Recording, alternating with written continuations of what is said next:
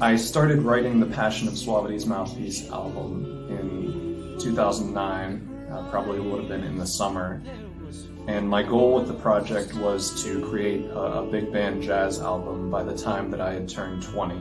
I ended the album with a composition called Before Christ, which is a little bit of sacrilege on my part. But in going back through the songs and listening to the arrangements and listening to the production, I can definitely hear a lot of times in Suavity's Mouthpiece songs, our influences or my influences aren't specifically conveyed. I feel I get a lot of people asking me if I listen to bands that I don't actually listen to. But on this one, listening back to it, I feel like all of the times that I walked the halls in high school listening to Patti Page on a Discman, listening to burned records of Patti Page that I had taken out of the township library and requested.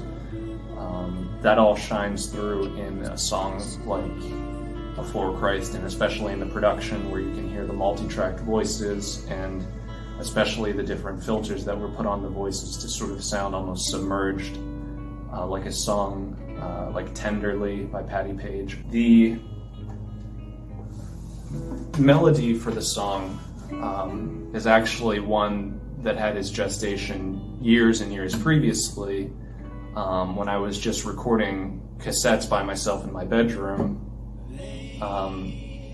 Essentially the whole guitar part for the song I'd come up with probably when I was in high school, and then used it for the closing of this record on the song Before Christ. So the whole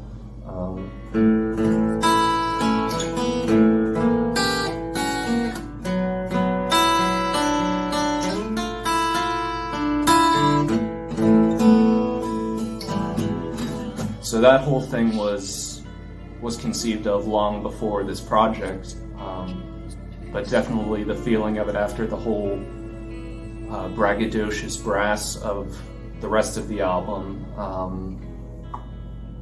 seemed a fitting ending. It was recorded with a lot more care than I had originally anticipated that I had done it, not having listened to the track in some time.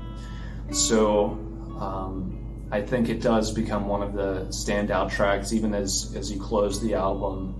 I'm still very proud of that song, especially of the production and arrangement that went into it, just because it pulls out one of those evergreen influences for me, Patti Page.